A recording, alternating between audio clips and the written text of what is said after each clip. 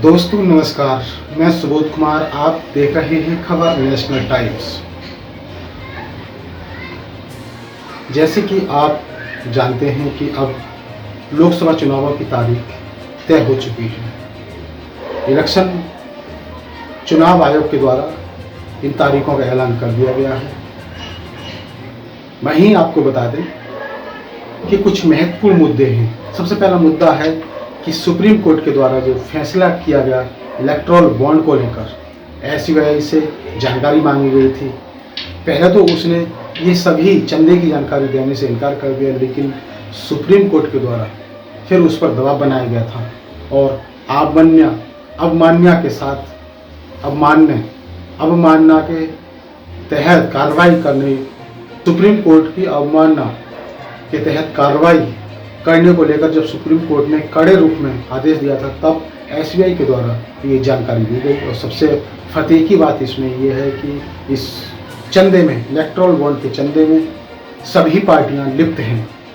अगर भारतीय जनता पार्टी की बात की जाए या कांग्रेस की बात की जाए, सपा की बात की जाए, RJD की बात की जाए, तमाम पार्टियां इसमें लिप्त हैं। लेकिन वहीं बहुजन समाज पार्टी इस इलेक्टोरल बॉन्ड के चंदे से दूर है।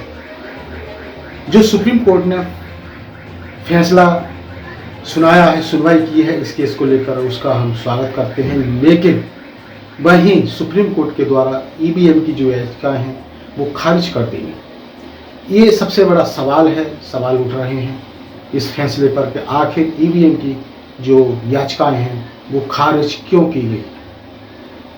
EVM की याचिका खारिज करने से जनता को क्या फायदा होगा।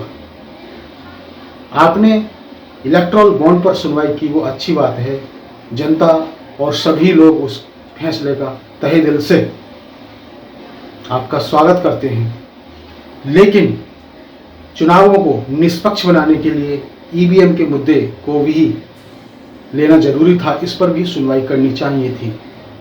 ये क्योंकि इलेक्टोरल बॉन्ड या इस चंदे पर केस लड़ने से या सुनवाई करने से सत्ताधारी पार्टियां हैं और तमाम पार्टियां हैं, उनको क्या फ़र्क पड़ेगा, क्योंकि वो EVM अभी भी EVM के द्वारा ये सुप्रीम कोर्ट ने भी अपने जजमेंट में कहा था अक्टूबर 2013 में कि ये चुनाव निष्पक्ष नहीं है। और वहीं एक वीडियो में हमारे PM नरेंद्र मोदी जी कहते हैं कि मेरे लिए हर माँ शक्ति का रूप है और हर बेटी शक्ति का रूप है। लेकिन उनसे एक सवाल जनता पूछती है कि क्या बिल्किस बानो शक्ति का रूप नहीं थी, या फिर जिस तरह से हादसे हुए थे मनीषा वाल्मीकि, क्या वो शक्ति का रूप नहीं थी, या फिर तमाम दलित बेटियों के साथ जिस तरह से हैवानियत की गई थी, क्या वो शक्ति का रूप नहीं थी। लेकिन माननीय प्रधानमंत्री जी ने एक भी ट्वीट नहीं किया था। मनीषा वाल्मीकि को लेकर भी एक भी ट्वीट नहीं किया। और जबकि बिल्किस बानो की बात की जाए तो उनके हत्यारों को गुजरात हाई कोर्ट के द्वारा उनकी सजा को कम की गई, उनको बाहर लाया गया। तो क्या वो शक्ति का रूप नहीं थी। तो दोस्तों ये कुछ मुद्दे थे। इसी तरह की खबरों से जुड़े रहने के लिए हमारे इस चैनल खबर नेशनल टाइम्स को जरूर सब्सक्राइब करें। सब्सक्राइब करने के साथ ही बेल आइकन जरूर दबाएं, जिससे कि आपके पास खबरों की नोटिफिकेशन आती रहे।